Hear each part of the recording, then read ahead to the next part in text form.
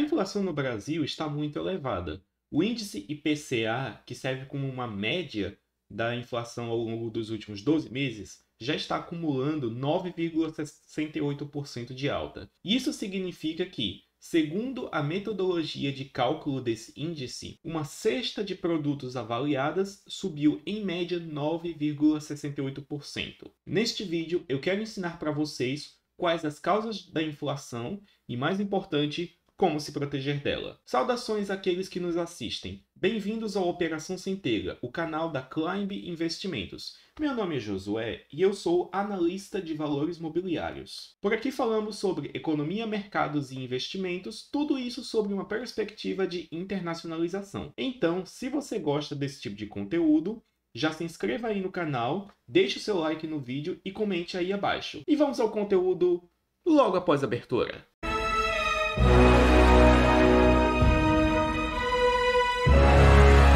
Neste vídeo, eu irei explicar por que a inflação é, na verdade, um imposto disfarçado. E para poder fazer essa explicação, eu vou ter que mencionar as 3 formas que qualquer governo tem para poder financiar suas atividades. E essas 3 formas são impostos, inflação e dívida. Dentro da lógica sobre a qual um governo deveria funcionar, a sua fonte de financiamento deveriam ser os impostos que ele tira da população com o uso de força. O problema dos impostos é que eles são tremendamente impopulares, pois as pessoas percebem o quanto dinheiro estão perdendo, e quando esses impostos aumentam, as pessoas começam a sonegar eles ou a buscar formas legalizadas de pagar menos impostos, que é a famosa elisão fiscal. E por causa da impopularidade que impostos causam sobre a população, os governos eles hesitam em aumentar demais os impostos,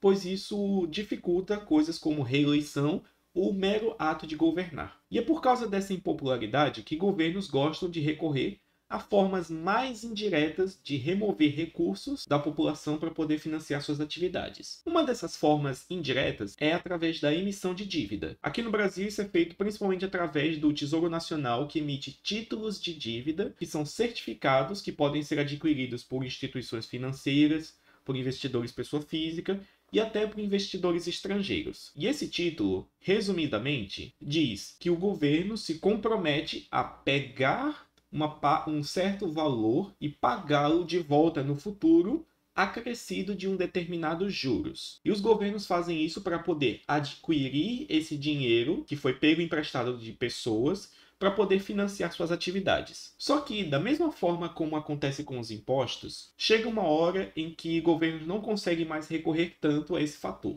Isso ocorre porque, quando um governo vai se endividando, ele vai tendo uma despesa com juros cada vez maior. E, se um governo estiver muito endividado, os credores que estão fazendo esse empréstimo irão ter receio de que podem ser caloteados por causa da situação fiscal. E quando isso acontece, eles passam a exigir juros maiores para continuar emprestando. Só que se o governo segue se endividando, chega uma hora em que não importa qual juros que o governo se ofereça para pagar. As pessoas simplesmente não vão emprestar porque temem muito serem caloteadas. Ou seja, existe um limite para o quanto imposto um governo consegue cobrar e para quanta dívida ele consegue tomar. E quando essas duas fontes não funcionam, resta para o governo a terceira, que é a emissão de moeda. A emissão de moeda é certamente a forma mais indireta de financiamento, pois ela depende de uma cadeia lógica cujo funcionamento é oculto à maior parte das pessoas. E essa forma é a inflação. O que acontece? Governos funcionam basicamente como se fossem empresas monopolistas que monopolizam alguns dos mercados mais importantes da atualidade. Exemplos seriam o mercado de criação de leis, o mercado de segurança, o mercado de justiça e etc. E dentre esses mercados, um que os governos defendem seu monopólio com unhas e dentes é o monopólio sobre a emissão de moeda. Isso acontece porque a maior parte dos governos, quando existem, eles criam a chamada Lei de Curso Forçado da Moeda, segundo a qual empresas e indivíduos são obrigados a aceitar a moeda emitida pelo Estado em suas transações e são obrigados a vender e comprar produtos e serviços cotados nessa moeda além de utilizarem ela para pagamentos de impostos. E é por causa disso que aqui no Brasil, por exemplo, não é possível ter lojas que aceitam dólar ou euro ou alguma outra moeda e etc. E por que é que os governos fazem tanta questão de monopolizarem a moeda e não permitirem a competição? Isso acontece porque ele quer resguardar para si mesmo o poder de emitir mais dessa moeda, pois isso funciona como uma forma indireta de tributação. O que eu vou explicar aqui nesse vídeo é um conceito que é amplamente utilizado pela chamada Escola Austríaca de Economia. E essa escola, ela se difere de várias outras em alguns pontos. Dentre eles, existe o fato que ela entende a inflação não como sendo o aumento de preços, mas sim como o resultado da oferta e da demanda por moeda. Muitos já devem ter ouvido falar da famosa lei da demanda e da oferta, segundo a qual, quando a demanda aumenta e a oferta se mantém constante, o preço dela sobe.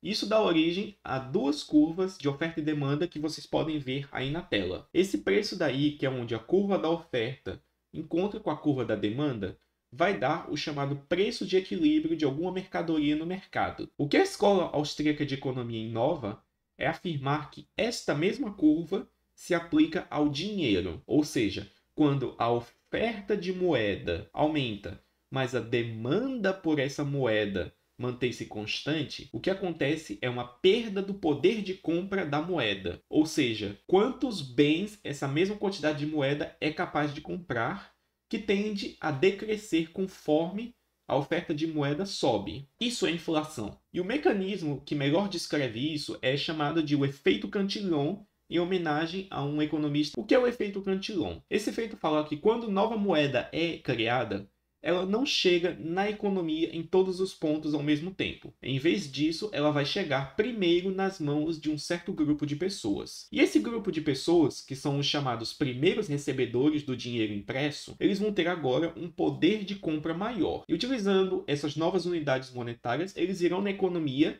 e adquirir bens e serviços. E é importante notar que quando nova moeda é impressa, a quantidade de bens e serviços circulando na economia não mudou. Portanto, eles poderão apenas comprar o que já existe e que existiria mesmo sem essa nova emissão monetária. Quando esse grupo de primeiros recebedores vai no mercado e compra coisas, eles geram um aumento de demanda por essas mesmas coisas. E isso vai gerando um aumento de preços por causa, de novo, da lei da oferta e da demanda. E o que acontece? As pessoas que estão vendendo bens e serviços para esse primeiro grupo de recebedores vai receber o dinheiro impresso um pouco depois deles. Esse é o chamado grupo dos segundos recebedores. E da mesma forma que os primeiros, os segundos recebedores irão de volta na economia para adquirir os bens e serviços que eles... Só que quando eles chegam lá, os preços já subiram por causa da ação do primeiro grupo. Então esse segundo grupo ainda será beneficiado, pois está recebendo dinheiro novo, mas ele terá um efeito menor em relação ao primeiro. E as pessoas que venderem bens e serviços para esse segundo grupo de recebedores tornarão-se os terceiros recebedores. E eles, por sua vez, também irão adquirir bens e serviços, só que quando eles forem, o nível de preço já estará maior em relação ao primeiro e ao segundo grupo. Ou seja, as pessoas que vão recebendo esse dinheiro impresso depois,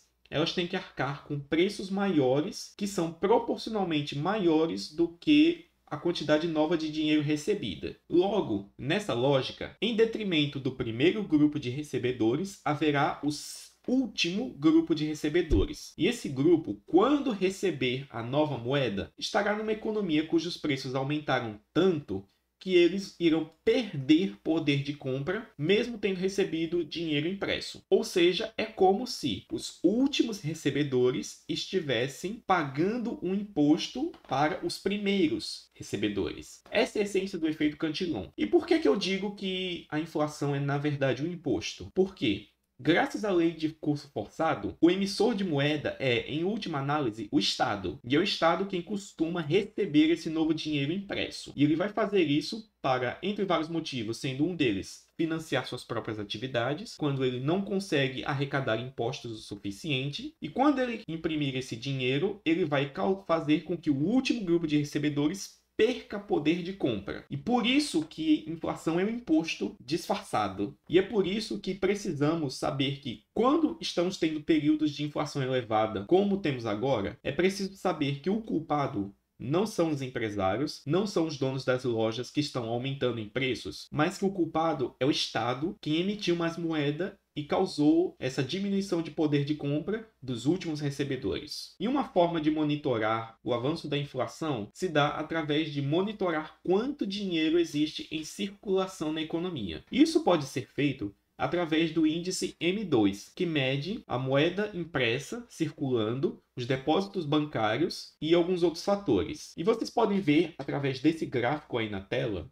a base monetária brasileira estava ao redor de 3 trilhões de reais por volta de 2020. E aí vocês podem ver essa alta massiva que ocorreu, que foi causada pelas medidas de combate à pandemia. E atualmente, essa mesma base monetária está rondando os 4 trilhões de reais. Ou seja, do começo de 2020 para cá, a base monetária aumentou em 1 trilhão de reais. E isso foi o catalisador para um efeito cantilhão gigantesco, drenando o poder de compra dos últimos recebedores para dar esse poder de compra ao primeiro recebedor, que tende a ser o Estado. Ou seja, quando você for na loja da próxima vez e ver os preços altos, saiba que é tudo culpa do governo. E agora que você sabe sobre a real faceta da inflação, resta aquela pergunta. Muito bem, isso tudo está acontecendo, mas e como é que eu vou me proteger? Como é que eu vou conseguir manter o meu poder de compra dentro de um ambiente tão inflacionário e onde governos estão imprimindo tanto? E a resposta para isso se dá através de um escudo que é necessário possuir para defender o seu poder de compra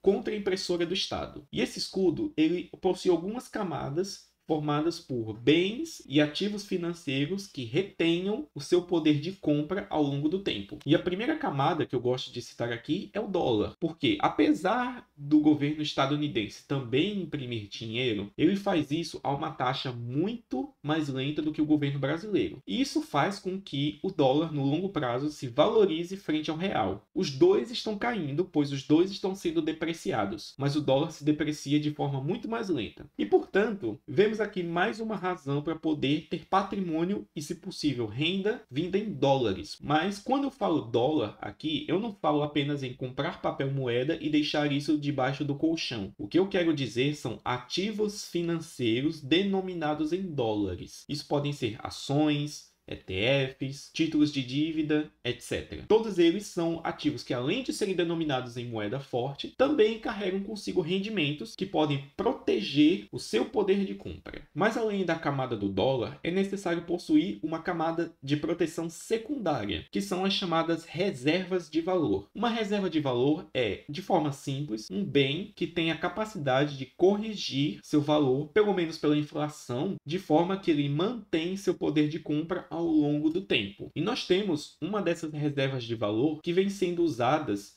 desde antes de existir história registrada da humanidade, que é o ouro, pois ele é um metal milenar que protege o seu poder de compra contra a inflação. Ou seja, você pode ter dólar para se proteger contra a inflação do real e pode ter ouro para se proteger contra a inflação do dólar. Mas além do ouro, nós temos um segundo tipo de reserva de valor que está despontando nos últimos anos como sendo um candidato muito promissor a competir com o ouro e complementá-lo, que é o Bitcoin. Pois apesar dele ter apenas 12 anos de existência, ele realmente se apreciou muito durante esse tempo. Afinal, ele saiu de $0 e está cotado atualmente a mais de 48 mil no momento em que este vídeo está sendo gravado. E o Bitcoin, ele possui algumas características que são inclusive superiores ao ouro, tal como uma maior escassez e impossibilidade de ser confiscado. E por aqui nós temos mais um dos motivos pelo qual é necessário ter patrimônio alocado fora do Brasil, pois ao fazer isso, você poderá se defender contra a inflação do real, preservar seu poder de compra e até aumentá-lo. E esta é a grande mensagem do vídeo de hoje. Adeus!